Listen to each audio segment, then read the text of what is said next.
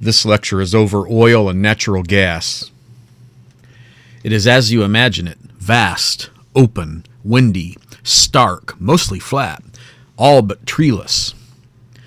All above, profoundly underpopulated, so much so that you might, at times, suspect it is actually unpopulated. It is not, but heading there.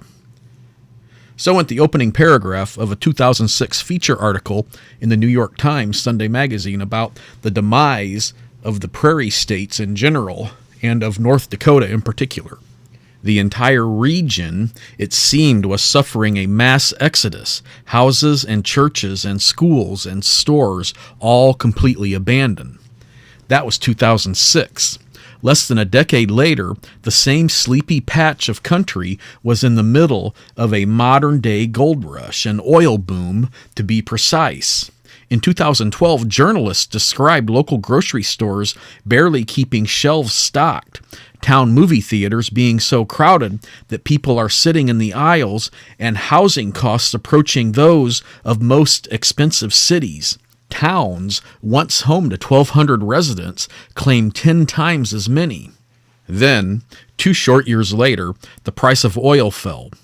Was the boom about to become a bust? And that brings us to key concept number 1. Fossil fuels form when organic matter is buried and subjected to high temperature and pressure. Because we use them much faster than they form, they are considered non-renewable resources. So fossil fuels form over millions of years when organisms die and are buried in sediment under low oxygen conditions that slow down decomposition tremendously. So in time, as pressure and heat increase, the buried material goes through a chemical transformation to form oil, which is a liquid, natural gas, which is a gas, or coal, which is a solid. Oil and natural gas were formed from marine organisms that died and went through this process. The starting material for coal formation was plant material. Even though they are produced by natural processes, fossil fuels are considered a non-renewable resource because we are using them up in a fraction of the time it takes for them to form. In other words, natural processes cannot possibly keep pace with human consumption. So everywhere, countries are looking for new sources of oil and natural gas. The heart of the United States oil boom is the Bakken Formation, a vast shale formation deep underground that resides mostly in North Dakota, but also stretches westward into Montana and north into Canada. Shale is a type of sedimentary rock that is very dense and does not easily let the oil and natural gas trapped within escape. It's the largest continuous oil accumulation the U.S. Geological Survey has ever assessed. The United States has other oil-rich shale foundations, including the highly productive Eagle Ford Formation in Texas. Since 2014, Bakken has produced around 1 million barrels of crude oil each day, almost 14% of all the oil produced in the United States, around 6% of the oil consumed per day. The number topped 1.3 billion barrels per day in 2019. A barrel of oil is equivalent to 42 gallons.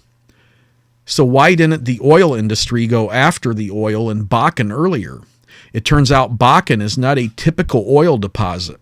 When the 21st century began, it was not economically feasible to extract Bakken's oil, but new technology has put it within reach. And that brings us to infographic number 1, oil and natural gas fossil fuel formation. Long ago, some marine organisms died and were buried in sediment. This burial excluded oxygen, and decomposition was greatly slowed down. As the sediments accumulated, the partially decomposed buried biomass was subjected to high heat and pressure.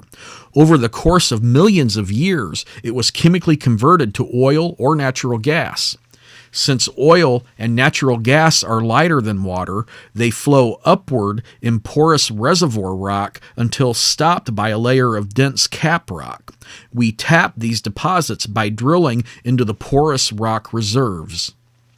And that brings us to key concept number 2. The largest conventional oil and natural gas reserves are in the Middle East. However, North America has large deposits of unconventional oil and natural gas. So oil is a fossil fuel made up of hundreds of types of hydrocarbons, that is, organic compounds of hydrogen and carbon. Hydrocarbons take many forms, solid, liquid, or gas, and we have developed a variety of methods for extracting all of these fossil fuels from the depths of the earth. Oil and natural gas often occur together in formations. The lighter natural gas is found on top of the deposit. After formation, the oil and natural gas slowly migrated up from the source rock in which they were formed into porous sedimentary rock formations closer to the surface until they were stopped by a dense cap rock layer such as granite that prevented further migration and allowed the oil and natural gas to collect in one area. In these deposits, oil does not exist in thick black pools. Instead, if you could look down into an oil reserve, you'd see rock. Most crude oil is found as tiny droplets wedged within the microscopic open spaces or pores inside rocks. So oil and natural gas deposits or reserves are identified by their recovery potential. Proven reserves are those that hold oil or natural gas that is economically feasible to extract using current technology. Conventional reserves hold oil or natural gas that can be extracted with traditional oil or gas wells. Conventional oil reserves are not evenly distributed around the planet, leading to political problems among countries that have oil, like those in the Middle East, and those that do not have enough to meet their own needs, like the United States. Alliances have been forged and wars have been fought over oil, highlighting its importance to modern society. By many accounts, we have used up about half of the available conventional oil on the planet, an estimated 1.2 trillion barrels of oil.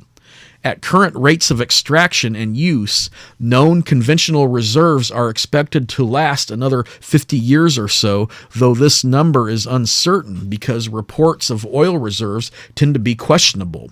Many nations keep their reserve estimates secret. Natural gas reserves are also finite. The Middle East has the largest conventional reserves of natural gas with about 39% of the world's reserves. North America has only 8%. Total world conventional reserves of natural gas are expected to last 60 to 100 years at the current rate of use. However, the story does not end with conventional reserves. There are also other supplies of oil and natural gas, and our ability to access them is improving. These include unconventional reserves such as Bakken oil. Bakken oil is made up almost exclusively of tight oil, that is, shale oil that's trapped inside impermeable rock deposits, typically in the source rock in which it was formed. Hence, it is much deeper than conventional oil.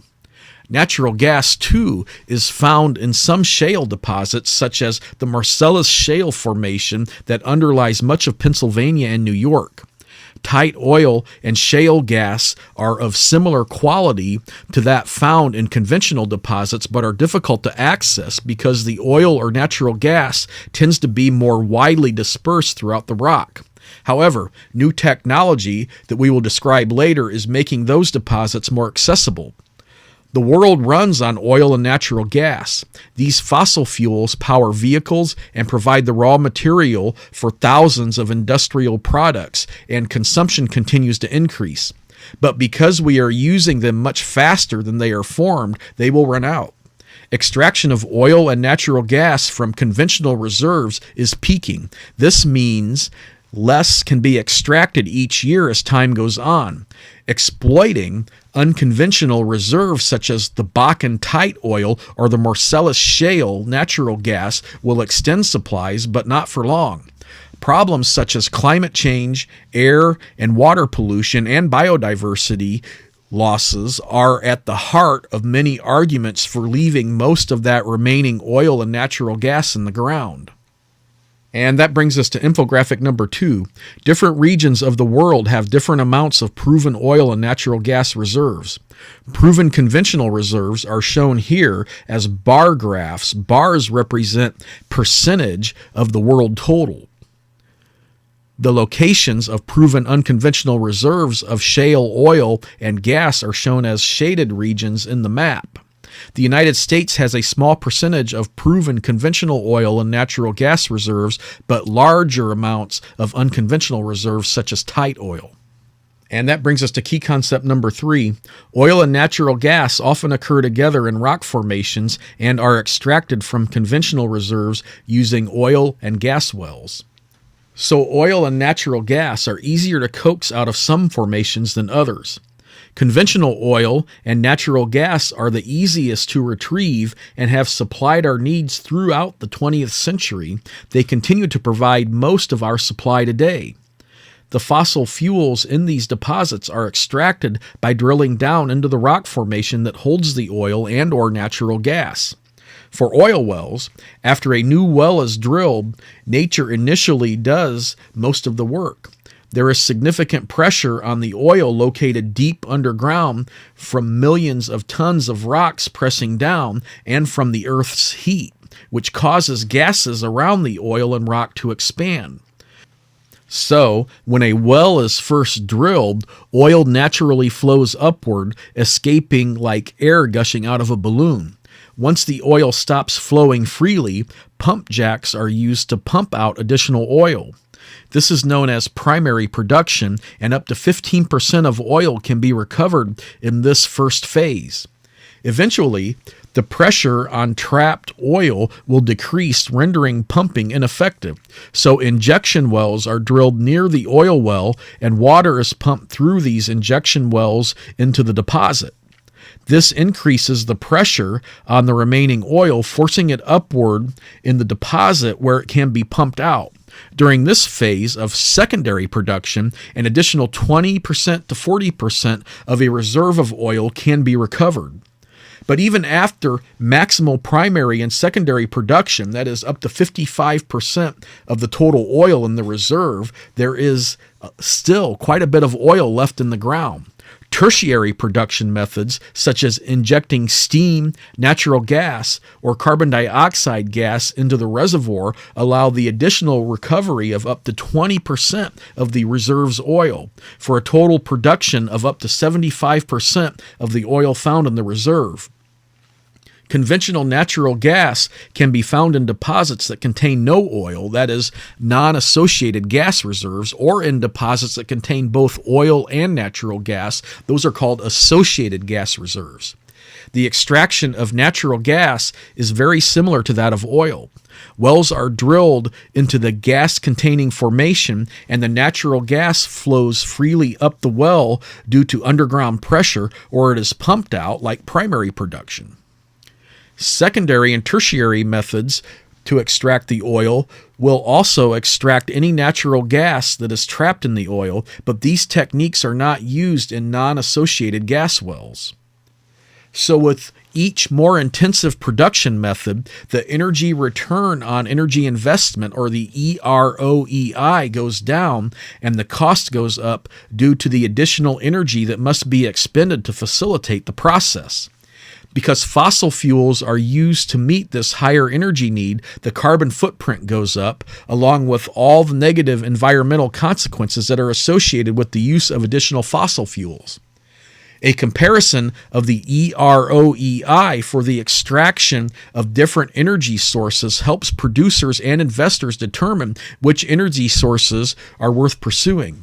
An energy source that requires almost as much energy to tap into as it ultimately produces will be left untapped in favor of sources with higher EROEI values. In the 1950s, when oil wells were first being tapped, the EROEI was close to 30 to 1. But as the easy oil was extracted with primary production and production transitioned to secondary and tertiary methods, the EROEI declined to a current average of 10 to 1. And that brings us to infographic number 3. Oil and natural gas are obtained by drilling through layers of dense rock to reach the reservoir below. At first, oil easily flows due to the relief of pressure caused by the drilled hole. This is called primary production. Then pump jacks are used to mechanically pump out more when it stops flowing freely. Additional secondary and tertiary production methods will allow the extraction of more oil. Because it is lighter than air, natural gas flows freely out of the wells that contain only natural gas without the need for additional assistance. And that brings us to key concept number 4. Oil and natural gas are used to create a variety of fuel and industrial products. Natural gas is considered the cleanest burning fossil fuel, but like oil, every step of acquisition and use damages the environment and impacts human health. So modern society runs on oil and natural gas. Let's begin with a look at oil. It powers our vehicles and lubricates our machinery. It is the raw material for the plastics used to make football helmets and neonatal incubators, for the pesticides on our crops and the asphalt on our roads, for detergents, paints, solvents, and a host of other petroleum products or petrochemicals. The production of a desktop computer, for example, consumes 10 times the computer's weight in fossil fuels, mostly oil. A shortage like the one that occurred during the oil crisis in the 1970s can send a nation into a panic and change global politics. It is no wonder we are constantly in search of new supplies, but as they become scarcer, the extent to which we will go to extract them has some people worried. Oil extraction has an environmental consequence at every stage. To locate deposits of oil and natural gas, companies send seismic waves into the ground that bounce back to reveal the location of possible reserves. Doing this in areas disorients marine wildlife. In 2008, ExxonMobil had to abandon its oil exploration off the coast of Madagascar because more than 100 whales had beached themselves, presumably because the sonic exploratory methods. Drilling also affects wildlife. Politicians have long debated the merits of drilling in the Arctic National Wildlife Refuge, or ANWR, 20 million acres of protected wilderness. The USGS estimates that parts of ANWR located in the North Alaskan coast could harbor between 5 and 6 billion barrels of technically retrievable crude oil and natural gas reserves. But drilling there is difficult. It's expensive and would seriously disturb the habitat of many polar species such as Arctic foxes, caribou, polar bears, and migratory birds. Because of this, drilling in some U.S. Arctic areas has been banned. In other areas, attempts to begin drilling for offshore oil have been abandoned because of the difficulty of operating in such extreme conditions. Still, in 2017, Congress added a provision to the Tax Cuts and Jobs Act of 2017 that would open the coastal plain of ANWR to drilling, requiring the U.S. government offer at least 2 lease sales in 4 years' time. As of the end of 2019, the Bureau of Land Management was still preparing its, quote, record of decision, unquote, a formal step that precedes the lease sale preparations. Then on October 27th of 2020, the Bureau of Land Management issued the Willow Master Development Plan Record of Decision. On August 16th of 2021, the U.S. District Court for the District of Alaska issues a decision in 2 cases challenging federal permits for the Willow Project. According to NPR, in March of 2023, the Biden administration approved a massive new oil drilling project in Alaska over the objections of environmental advocates who have said greenlighting the plan would violate the president's climate goals. This project, called the Willow Project, means that the energy firm ConocoPhillips can move ahead with its plans to drill in the National Petroleum Reserve located on the Alaskan state's North Slope.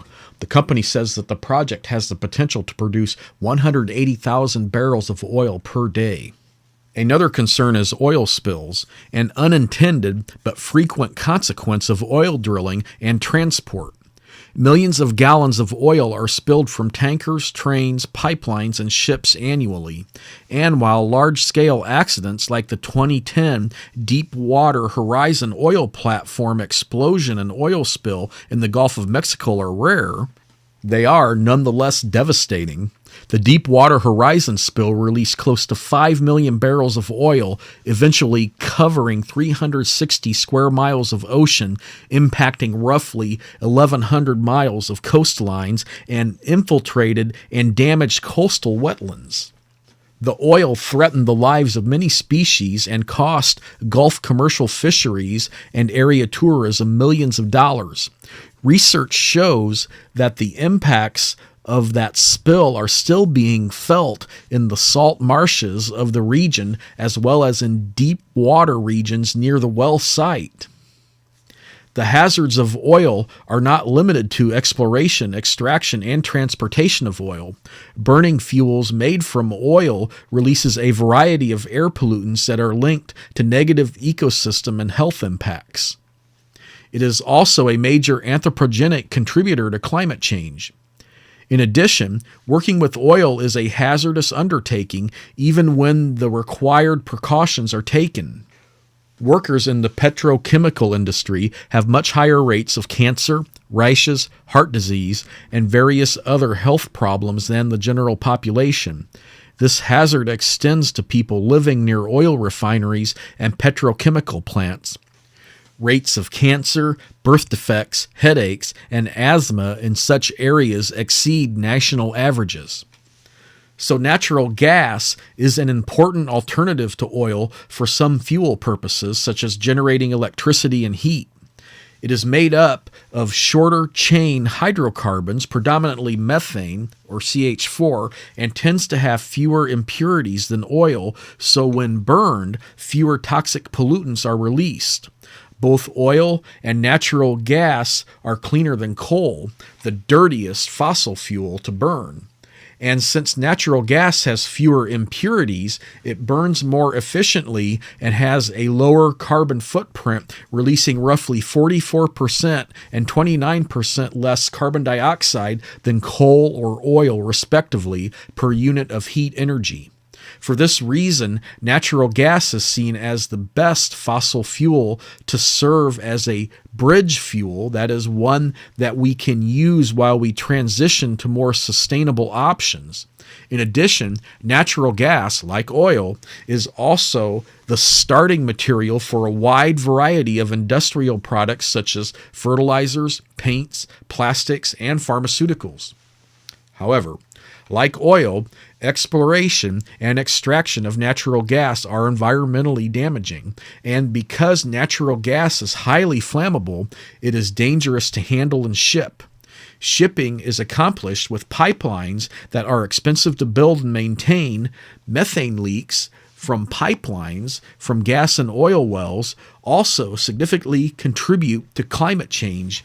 In the first 20 years after release, methane is almost 90 times more potent a greenhouse gas than carbon dioxide. After that, methane's impact relative to carbon dioxide decreases because carbon dioxide stays in the atmosphere longer.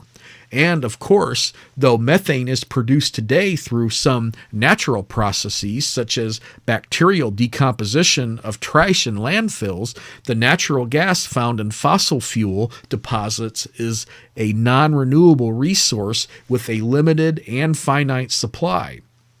And that brings us to infographic number 4. Oil and natural gas are versatile fossil fuels, providing fuels and industrial products, but many problems are associated with their acquisition and use.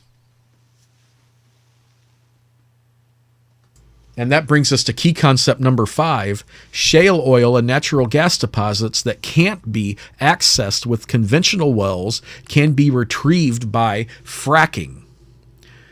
And strip mining is used to extract tar sands oil. So as conventional reserves become depleted, we have turned more and more to unconventional sources of oil and natural gas, such as the Bakken and Marcellus shale formations. As mentioned earlier, these deposits were not previously accessible with conventional wells because the oil or natural gas, though abundant, is widely dispersed within the rock formations where it is found. But those reserves can be tapped with fracking or hydraulic fracturing. Fracking involves drilling thousands of feet straight down, deep into ancient rock beds, and then turning the drilling apparatus to drill horizontally into the gas or oil-bearing rock formation.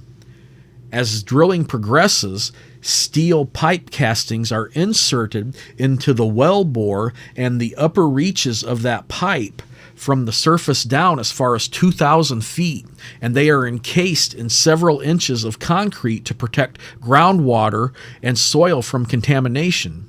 After these regions of pipe are secure and protected, vertical drilling continues until the rock containing the oil or natural gas is reached. The angle of the drill bit is then slowly turned until the drilling is proceeding in a horizontal direction. This is repeated again and again to create horizontal wells in many directions, like spokes on a wheel. Horizontal wells may reach 1 mile or more in length. Steel pipes are inserted into the horizontal well bores, and once all castings are in place, explosive charges are detonated all along the horizontal sections of the well to create holes in the pipe using a perforating gun. This will allow the oil or natural gas to flow up into the pipe. Next, between 4 and 5 million gallons of water containing a mix of sand and chemicals, some of them toxic, are injected into the well under high pressure. The water mixture enters small, natural fractures in the rock, flushing out the oil or natural gas in the deposit. The sand or other proppant material holds the fractures open to aid in the retrieval of the oil or natural gas. Chemical adhesives serve as lubricants, corrosion inhibitors, or disinfectants. The water mixture returns to the surface, followed by the oil and or natural gas as well as natural water that has trapped in the rock formation. Currently, the United States leads the world in fracking, recovering enough natural gas and oil to change the global market for these fossil fuels. For example, the increased production of natural gas via fracking caused prices to fall, which made it more attractive of a fuel for U.S. electricity production, significantly reducing the amount of coal used in this country. Global oil prices also fell as oil from the fracking oil fields of North Dakota and Texas entered the market. So while productive, the oil and gas shale deposits aren't the only types of unconventional reserves. There's also crude bitumen, a heavy black oil that is often trapped in sticky, dense conglomerations of sand or clay known as tar sands, or sometimes called oil sands. Alberta, Canada is home to the second largest tar sand reserve, around 160 billion barrels of economically retrievable oil. It is the third largest proven oil reserve in the world and represents 10% of the total world proven reserves. In 2018, Alberta produced 2.9 million barrels of synthetic crude oil per day from the tar sands. 96% of it shipped to the United States. Venezuela was recently recognized as having the largest tar sands deposits in the world. With 300 billion barrels of recoverable oil, its oil reserves surpass that of Saudi Arabia. Oil is extracted from Canadian tar sands by strip mining that begins with the removal of the boreal forest above the deposit. The sticky soil is dug out and washed with a copious amount of water to separate the oil from the soil. Deeper deposits in the tar sands can be accessed with in situ recovery. That is a method that injects steam through a well bore drilled into the deposit to melt the hardened bitumen and force it out with the rising steam through a second well, an energy-intensive method. Once extracted, the thick bitumen must be further processed, first by washing with copious amounts of water to separate the bitumen from the soil. It is then sent to a refinery to undergo a process known as coking, during which the bitumen is heated to high temperatures to produce a lighter substance suitable for shipping. A hazardous byproduct called pet coke is produced in this process, and it is typically stored outdoors in large piles. Dust from these piles, similar to coal dust but more hazardous because it consists of finer particles that better penetrate the lungs, can blow to nearby areas. If the refinery is close to communities, those residents can be exposed to this hazardous material. These extra processing steps are energy intensive, giving tar sands oil the lowest EROEI of all fossil fuels, and its EROEI is as low as 3-1. And that brings us to infographic number 5, which outlines how hydraulic fracturing works.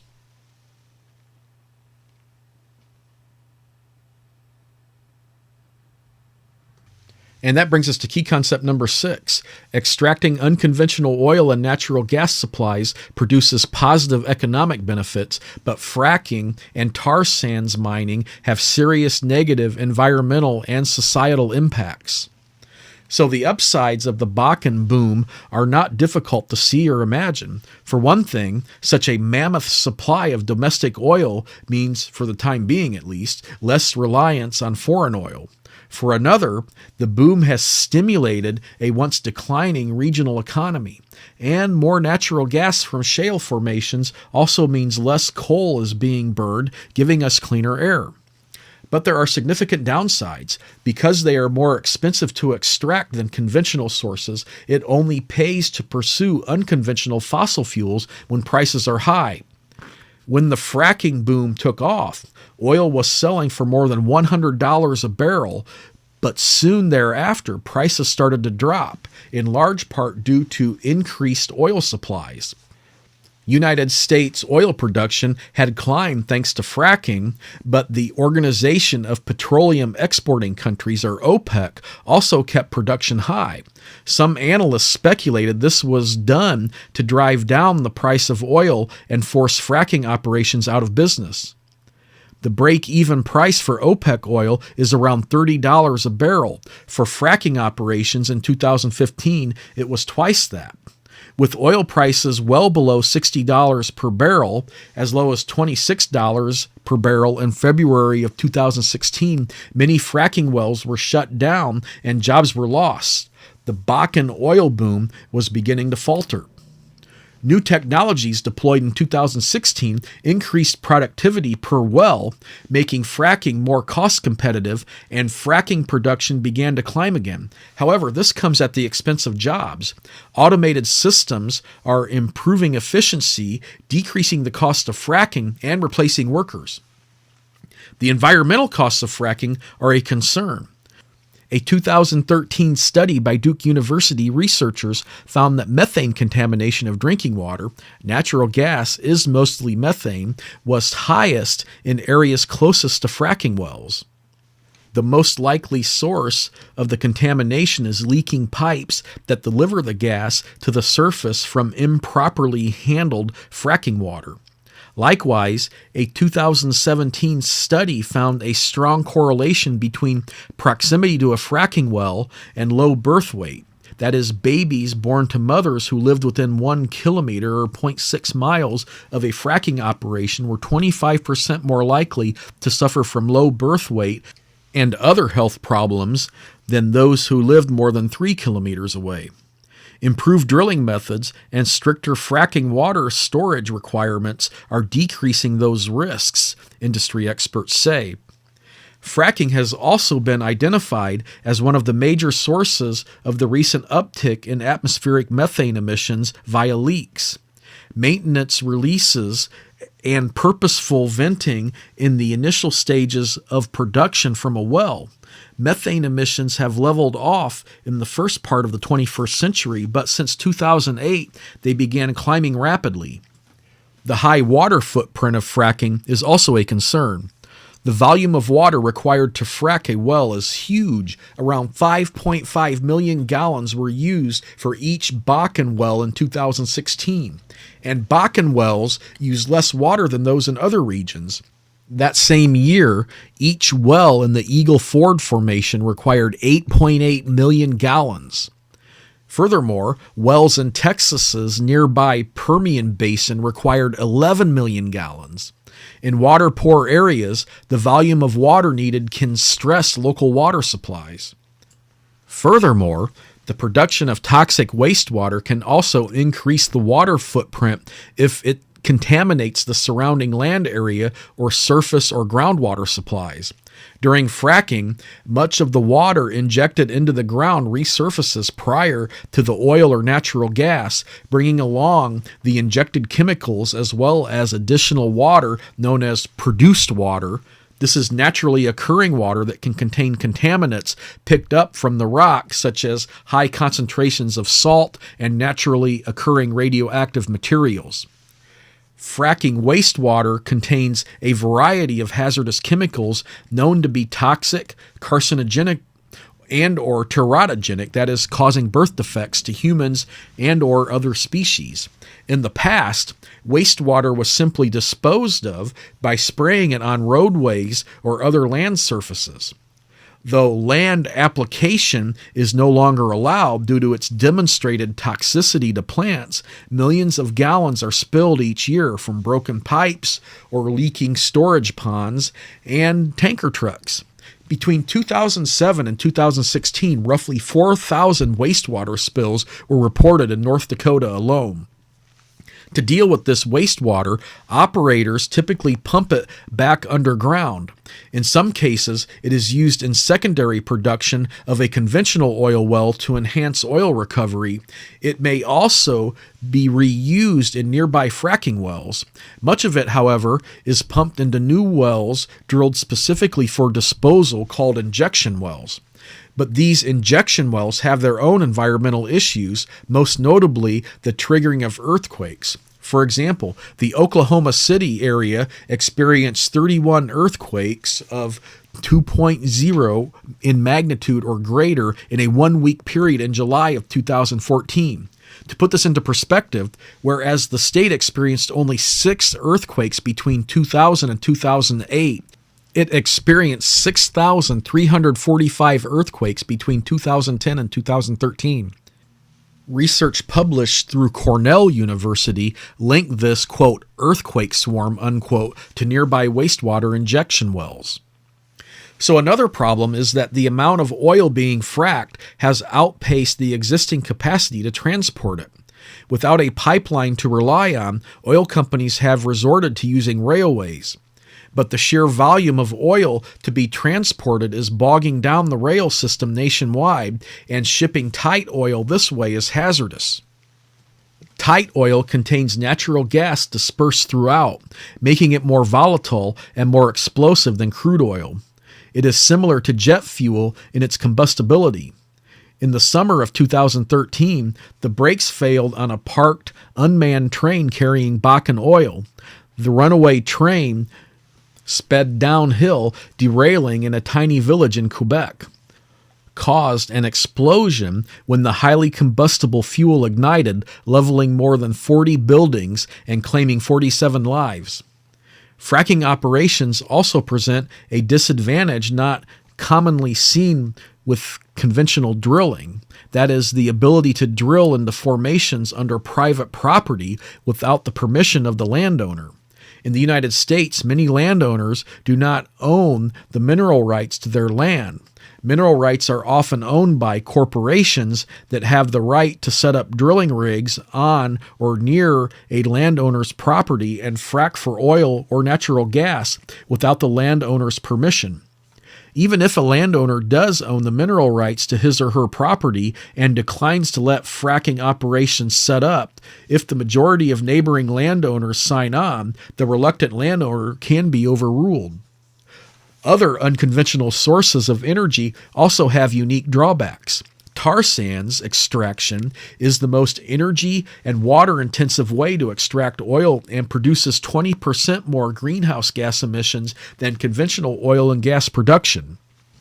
Processing tar sands oil is also more energy intensive than conventional crude oil and produces more hazardous wastes. Huge lakes of acidic and toxic wastewater that oil companies store at the mining sites, which are byproducts of the refining process of tar sands oil, are so large that they can be seen on satellite images from space. The thick crude bitumen is also difficult to ship. It will flow only in heated pipelines. The construction of the Keystone XL pipeline that will transport tar sands oil south to the Gulf Coast refineries of Texas was strongly opposed by many environmental and citizen groups. Leaks and spills from other pipelines have caused significant environmental damage. And that brings us to infographic number 6. Unconventional sources of fossil fuels will greatly increase supplies, but because they are harder to extract, they come with significant environmental and economic trade-offs. And that brings us to key concept number 7. Achieving energy independence or security will require an eventual transition away from fossil fuels. Conservation efforts and diversification of energy sources can help in the pursuit of these goals. So it is tempting to think of the oil made available by fracking technology as so plentiful that we can stop worrying about running out of oil for the next several lifetimes and be well on our way to achieving energy independence. The numbers, after all, are mind-boggling. We have more than 700 billion barrels of tight oil in Bakken, Eagle Ford, and other known reserves, and that's just in the United States. But just a tiny fraction of the total oil held in these unconventional deposits is recoverable, somewhere between 1% and 2% in the Bakken and Eagle Ford shales. Because fracking wells can access only a small part of the oil deposit that surrounds them, many wells are needed to tap the entire deposit. This diminishes the EROEI because creating each new well requires an expenditure of energy. In addition, the productivity of any given well drops off rapidly after the first couple of years and then trails off into nothing slowly over decades. We can draw an analogy of tight oil to the Red Queen's race from Lewis Carroll's Through the Looking Glass.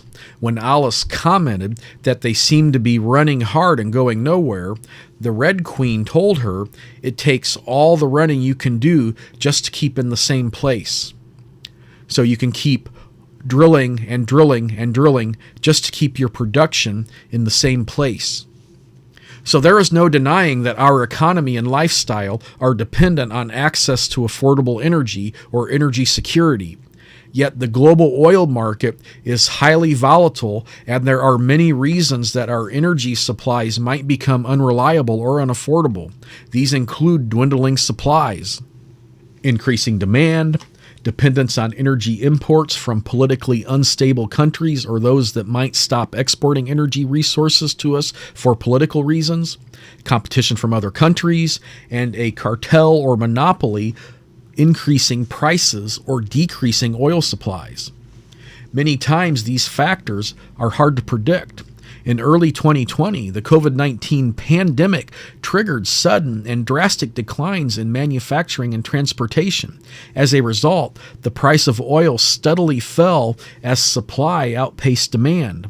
Then, in the midst of this global health emergency, an oil production war began between OPEC and Russia escalated. Saudi Arabia and Russia increased production in a fight for the market shares. And the price of oil plummeted, shaking the entire industry, especially high-priced production methods such as fracking and tar sands mining.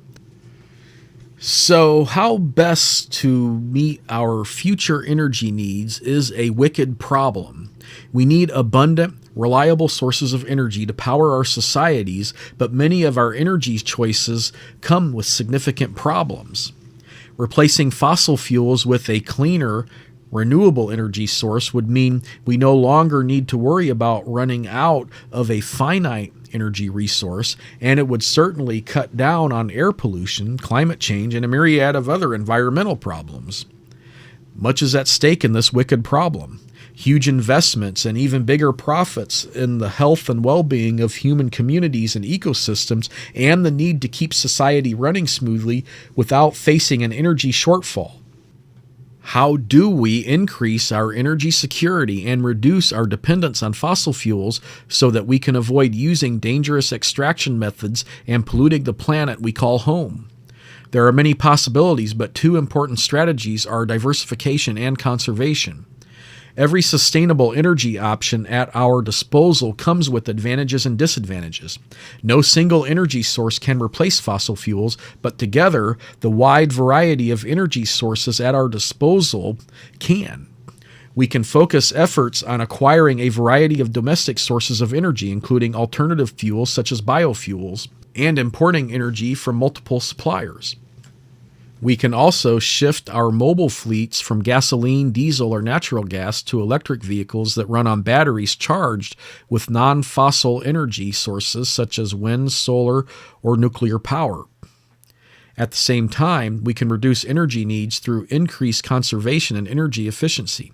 Iceland, for instance, is increasing its energy security by focusing on conservation and energy independence, such that it will meet all of its energy needs without imports by the year 2050. It already produces all its electricity with renewable energy, and in 2016, local renewables met about 85% of Sweden's energy needs. The country vows to be among the first fossil-free nations in the world. In April of 2014, the Bakken oil fields of western North Dakota reached a milestone. They yielded up their billionth barrel of crude oil. In 2018, as oil prices rose and production costs declined, the downturn in the shale fields of North Dakota and Texas began to reverse. Production increased and jobs were once again being filled. This too will be temporary. Perhaps a year or two, perhaps a decade or two. Only time will tell how many more barrels remain to be harvested and how long Bakken oil will continue to flow. In the meantime, the greatest gift of Bakken may be the time it buys us to develop other domestic energy sources. And that brings us to infographic number 7. Energy security is achieved when a nation has an affordable and reliable or uninterrupted form of energy. If energy needs are met with national sources, the country has energy independence. And that brings us to our core message for this chapter. Oil and natural gas are vital resources. They cause quite a bit of environmental damage, and conventional supplies are dwindling. Unconventional sources are more difficult and expensive to extract. And here is our chapter summary. Conventional and unconventional oil reserves are finite and therefore cannot provide us with energy independence or energy security indefinitely. Bakken and other known reserves can provide us with approximately 2 years' worth of oil. The greatest gift of Bakken may be the time it buys us to develop other domestic energy sources.